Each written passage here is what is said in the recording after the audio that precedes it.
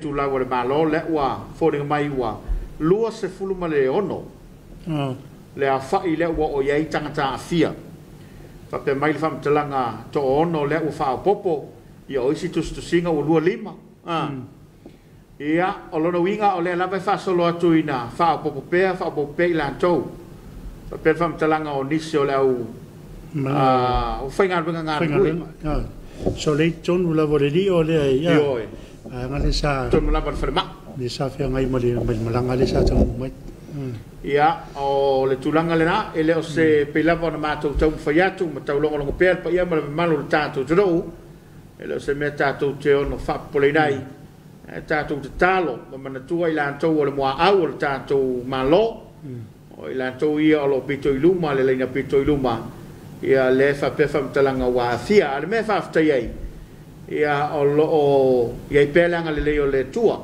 e lava wa fia ia ai o le teltonunga ia o ila toi o man fai tui ia o le meta o le o ta o la vale le fa ta o ino le mele o le fai le o tui ia mai an fai tui ia me voile mo le langa fa malo vo ile matanga duanga le o se vo malo le na moi la o la to matai tuina ia si vai nga de mo le si vai nga tapolo le pil vai nga le front liner le fia ngai ma vai nga le wa fia ia e mori lava i wai whainta te nei meo wala mainga moi o nofo wa se matangata ia ona o le tautua ina lava zio tātou watanu wa pe o le report le sa au mai la matanga i na wa lockdown Samoa la to uma la bananga lulue a vita vale o fo mai o ila to sanga lu malai malele so se no fanga la bana tau mai e fainga malanga le wa ave uma la bai tonu le ma waila fa ia lu sala un tupu la tel tu sala le malo le tatu tu i samo ni la via ia le ufa no fo isea sei mata i tu ia le tulanga e pe ona ia le la e pe fo ringa mai ufa popo le si to ono ia por to limo foi ia le la o mai le fe fine o lu sumolon ia ai o le mata wa tu le nei fa mai tu no ma to tele ila to lo ma ma so i fo ila to le fentui le lava utato o ile tulanga e pe ona mai ila pata inga mata walanga mai matanga wenga ile telo to sanga ia wai le fa pe fo le fa mai le lang le salo po le usava le tolu to sanga tal mai fa mai ia o le lava sa ta walanga mai matanga wenga tau tuana ia le tui pui ia o le tulanga le nai mata mai a Samoa la to lungo le penga te failanga fai o le nai te mai mo mai ia fai foi o ta pena ta to lo fanga fe moltai mai malo ta to ro ya mana e foi to lo wina ya wale no silafia ina to sule minuto tano le tu la fitu ya ya ile to no Tapuaiga Afiafi ya me se foi o le me mali la so vai e ini so ai ngo bua tela foi na malu ele Afiafi o matau singa ona ele manula e fele le manini na e fai ma fili so vai tu so nei o le fama a so vai o le manu le na ala fo mai wa mata no mai atato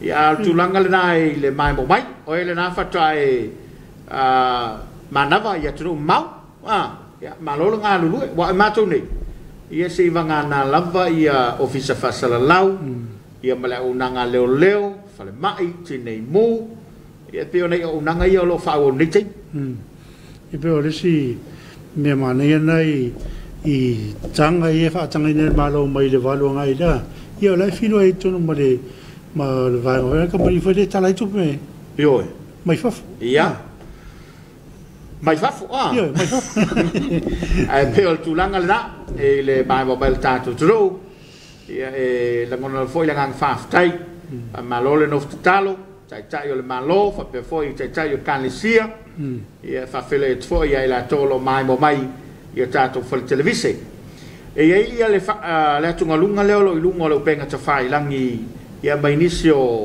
ofisa fa salau ona e pe fa pe mai fa talanga na mo ma alo ofe mai lo mai ni usila o le fa popole ia keisi Samoa alele lo Samoa ia atonu foi se silane po fele ma foi le vala le taulava ona ali ese fa talanga I fa fatu ia le tato te so tuli ma tato putu no foi Samoa nei la vai na fai lo mai mo ofisa fa Suluaulama ina ia longo puia li pele ma malo lo tatou tro tu langa lo ia ile fa mai ia le solua le nei le rei Afiafi ia o le ua amata ona matu atu le timu o mausi la fie ia ua matua ngo ngalava le pao o sao le lo miu mai samo nei atono na fo fa fale le totele ia ua Tapuaiga Afiafi matau singa le po ia o mana ia ni vai tau matua file momeo ia o le ngono fo le pao masini i fa tu i masini ia la vai ka foto de to office o le tulanga lena a tonu foi o le ua poloka uma tatu ngā ruenga ia mo le nei fo i va yaso ia ono tulanga le fa ma e pe ona pui aiso tatu uturu lunga lo penga te fai langi ia na ia tatu paanga o le ua ma futa mai ia fa malo atu ma fa felo yatu ia tau ia u mau le lao ma le abadoa e tu mai le fa talofa ia ma le alofa anga ia fa tailo tu alofa mai so tatu uturu wala va upu ma fa talanga ia o mai ai fe au ia malangona yo tatu tangata ia o lo tu tapo ia le o ma tu o le me sau tu ia ile tulanga o le lockdown ia male tele o la patainga ma vavao ia o Samoa ia o le lavai anga le leile tu i Samoa o le me fa ia pela bona tau talangia pele ia ona tariu mai lo lea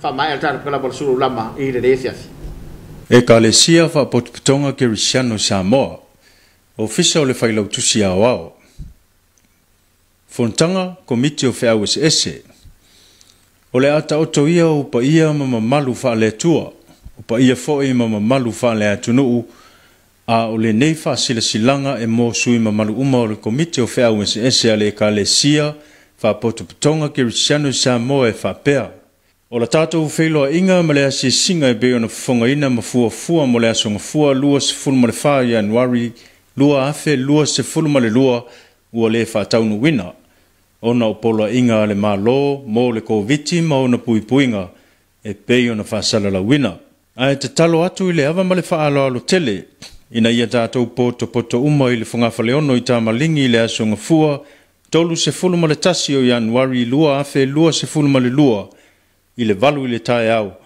mo le whātaunu wina o la tātou wasi singa. A o le aso lua mua o Februari, ma le aso lulu lua o Februari lua afe lua sifuru ma le lua ua tofaina mo la tātou fontanga masani. Tālo sia le anga le lei o le tapa au sili le langi e malu puipuia pea si o tātou watunuu i a fianga ua iai ona o le whaamai o le koviti. Whaia ma le whaaloalo tele, sai nia le nei whasilsilanga Reverend Vava Tau Fao, whailau tusi au e whakasa.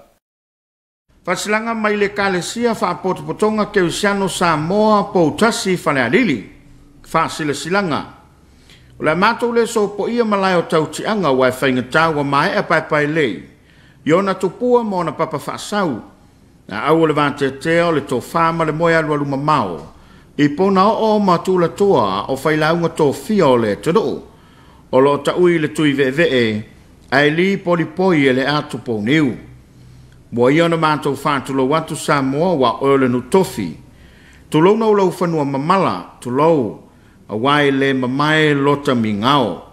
E whaete nei seu fili le whangatio li i le seula. Nei whanape tua foe le fulu o lo ite mafua. E popo e foi i le lilifa, nei tailia le tula whanaa. E whae te nei lotoia le lauti whātua lalo. O whae ngā pa ia mamamalu Samoa, wata oto lamba au se aloo. O le afa foi e whalo lo i le teisam sama, se ia pa ia le lua loto alii. Whātulo watu i tama ma ainga foi malatou tama, le usonga i atu mua mapule i tu au malataua, ainga i le tai ma le wa au whono ti. Tu lona oe sua ma le vai whanua, fo mai tulangi, sa ole masale au mua, ma le launiu na sai lua. Whātulo watu le tu vai o le inga sa le vi, e whaingata oe o le paanga tau whiangai, ma le tapa au sili le langi, au alo na finangalo. O oe o le au mamala, o le tapo inga mamana e whanono manu, au a whaiva o le tudo, au ana tama whanau, o lo tala whaauto I tulu inga e fia o le larolangi, tulo na lava. Ai sau mai alo sa se I tala so mātou nau mati whaalupe o seunga, o na ua mo lava tapusalaia I a taulo na ngafa I le tuia ana. E tai ai tu te wha toa he peo le fitalinga I leu tu malama, I pa ia ma mamalu e whapea. Wa au tasi nei se fina ngalo I seu mātou te mawhai te au, sunga le tone wili, male fale tua, whapea le nei au lotu e whakasa I poutasi. Pa ia la ia mamalu a wane a whiwhio o li sao, su le tuatanga lo le sao whetalai, o le to o le savili o le ki o le malo, a whio me le sao le sao a waluma, a whiwhio au solii, le mamalu ya lufi ma le to valu o taulo niu. Ua whiawhaia se malu fau mo Tapuaiga lo tātou nuu. E le nāma le laina le tele o whaa, manisi mala whaa le nātura, ai maise le tsunami o se te malu a whemaleiva, sa whengai ma le nei malu. Mātou ina wo ia ma ua le saunga le mū mo Tapuaiga. O mātou loto tele I lava I le whātua tua I le to soi fua e to tasi. Ia toe fausia se malu fau, e ui le whainga tau nei aso le mau whawhi tau li, ai mai seo whamai. Walau whalolo toai I tama whanau uma, o mātou lupe whanele o a inga uma foi, o le neinu o poutasi, o au mau iso se mea, ina iawhawhio mai, susu mai, maliu mai, matala mai a au, tātou te whai whatasi le nei sau ninga. O le nei whamoe le ngata e whamawai toai le nei malu tāpuai, ai manatua I pēi le loto whaaftai tua ama mātua, ua tō whawhama I tūnga mau, a to foi mai lan tōlo soi fua pēa, o esa tau ti ngā I le nei ngā ruanga le lei, mō le tau tua ino le atua malo na whinangalo. Ia whamanatu mai pēa lo lātou soi fua whinau ngā ruanga le lei, e whai malu I tau o lo tātou fo I tānu tal fau. Mātou te le whatau ana wina lo wanga le lei mai, ai mātou te ioe mai lo le lei lo loto noo, ma lauso I fua I mole tua ma le tala le lei. Ia whamanuia le tua I lo ma au. Ma le whamoe o le whataunuina le aso tolu se fulo Januari o le aso sa lea lua afe lua. Porokalame, afa le valu komiti I le malu whamauina lo ma au. Afa le se fulu sauni ngā lotu, malu tāpua I poutasi lava. Afa le se fulu ma le lua, tau maftanga lulu a ao mawhāto whā. Anga le leile atua, tātou riatu le aso I le maruia ma le soi fua le lei, tātou wheilo iai whāftai, whāwhengainga ma le ulotu e whakasai poutasi whale anili. Whāsesilanga ma le matanga luenga o whaamasinonga ma le whaafoina o tūlanga tau whaamasinonga. E ele manatu e lo toi pō ma le silafia le mamalo le turuu, I le tūlanga o iei sā ma vavao lo tātou malo. Mō puipuinga ma le malu puipui o le tunu ulau tele. O le ai whaasila toi e whapea, mō mua, ua le whaataunuina le sauni ngā lotu whaapitoa le whaamasinonga, le ana fuafua mo le aso whareile, lua se fuluvalo Januari, lua afe lua, se ia toi whaamautu se aso e whaataunuina ai. Lua, e whaawaupea na tāpunia ngā luenga le whaamasinonga, se ia toi whailo atu se aso e toi amatali ai. Tolu, a vele nei awa noe mo mole e toi le whaamalo le whaamasinonga, I lau whainga luenga tōwhia, ai maise le sui komisina male matanga luenga o leo, o lo whengai mga luenga mō puipuinga malo si o tātou te noo. Whaamalo fo il komiti o whaalave tupu whaafosei, ma whaalave mātu ia, mō lau tō ngā luenga whai pēa. Wato fo il whaamalo I lau whionga le pānemia ma le kāpeneta, mō whaunga whai ma le taitainga, a wale saunga le mū o tātou tangata noo. Whaia le nei whaasesilanga ma le awa tele, Ronnie Ferretti, sui restala o le whaamasinonga. Notice from the Ministry of Justice and Courts Administration. Further to current lockdown orders, we hereby advise as follows. The annual prayer service that starts off the court this year's schedule to be held on Friday, 28th January 2022, has been postponed until further notice. Second, the courts will remain closed and we will notify the date the courts will resume its services. Third, the judiciary would like to take this opportunity to commend and show appreciation and support towards all the essential workers, especially the acting commissioner and the Ministry of Police, working tirelessly for the safety of Samoa, as well as the New York, with your continuous work and efforts.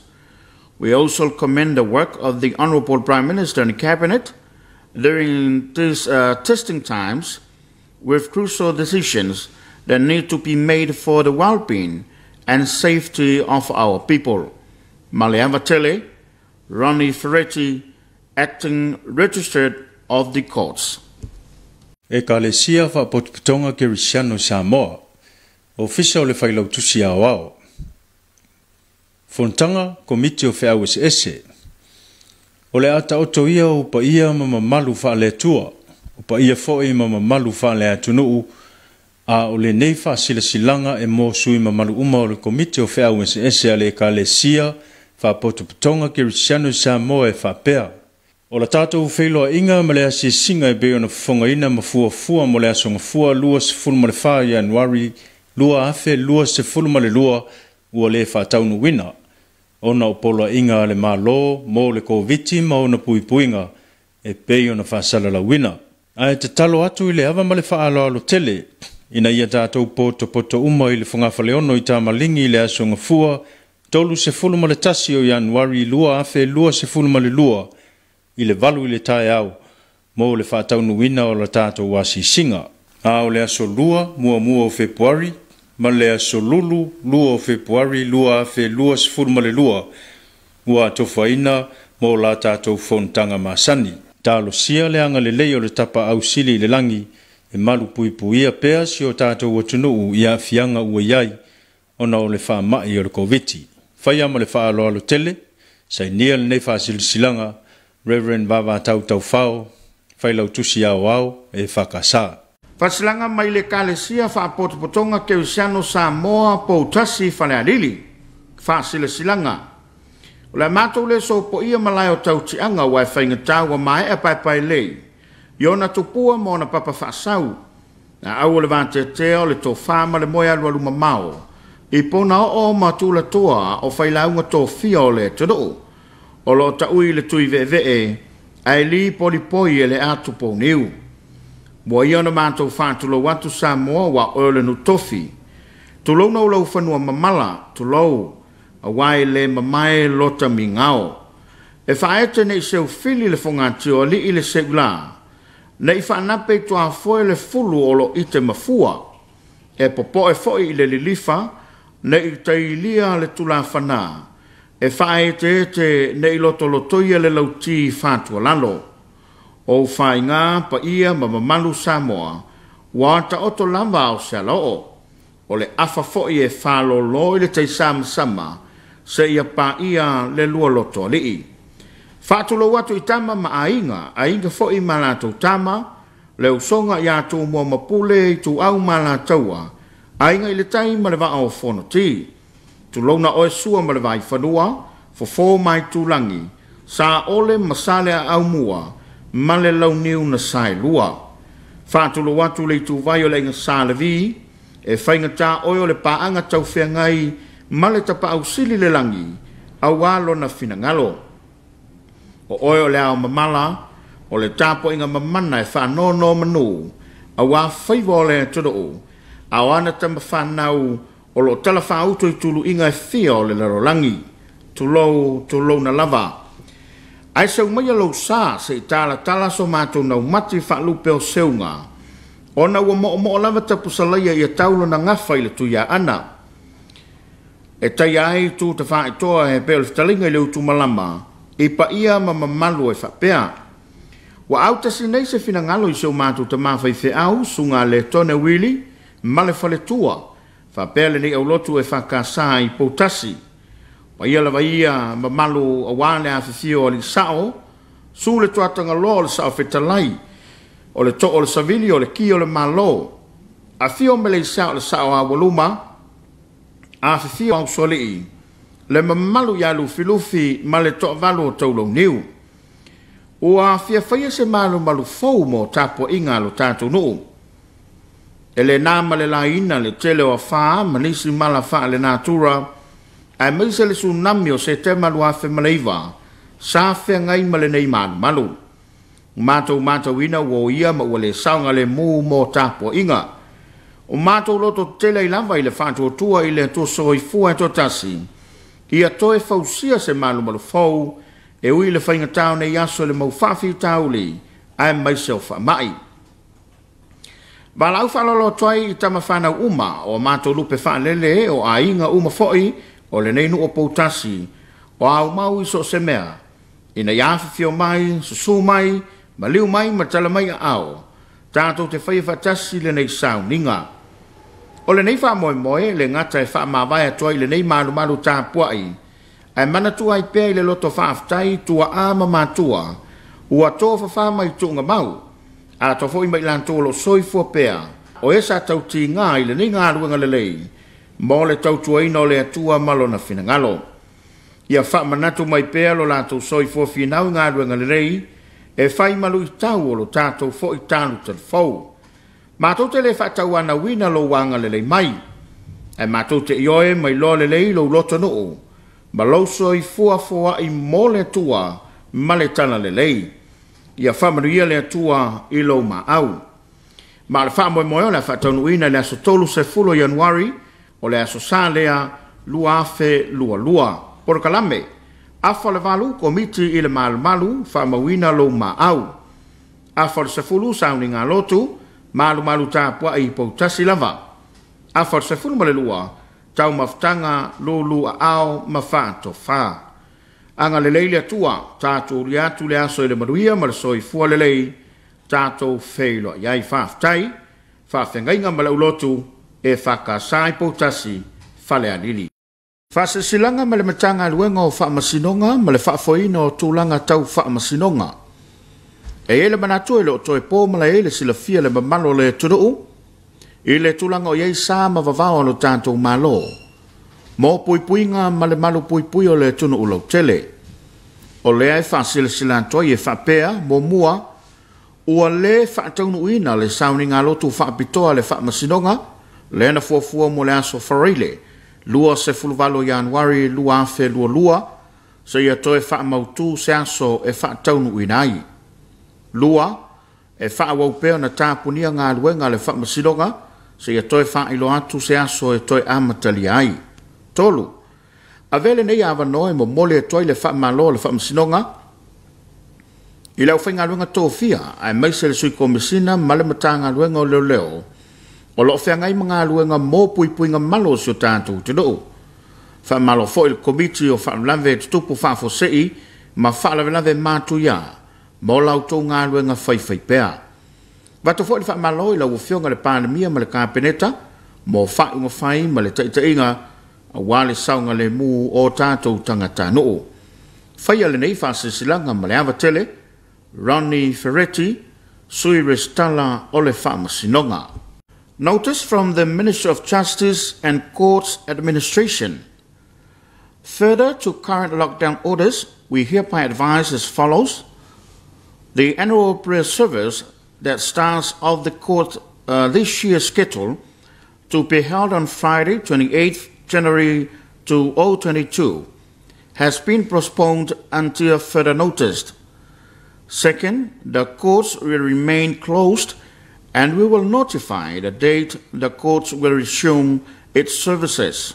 Third, the judiciary would like to take this opportunity to commend and show appreciation and support towards all the essential workers, especially the acting commissioner and the Ministry of Police, working tirelessly for the safety of Samoa, as well as the New York, with your continuous work and efforts. We also commend the work of the Honorable Prime Minister and Cabinet during these testing times with crucial decisions that need to be made for the well-being and safety of our people. Maleavatele, Ronnie Ferretti, Acting Registered of the Courts. Suma fa me tele u te nei tu lai fitu o le matua va vale te mia. Wafi. Fa fonga tatu tu i niso fa linga ia ele ngata mai le Faamisionare fa pe foi le kale se botasi ia ele ngata ilea ia o le Komiti Faamisionare.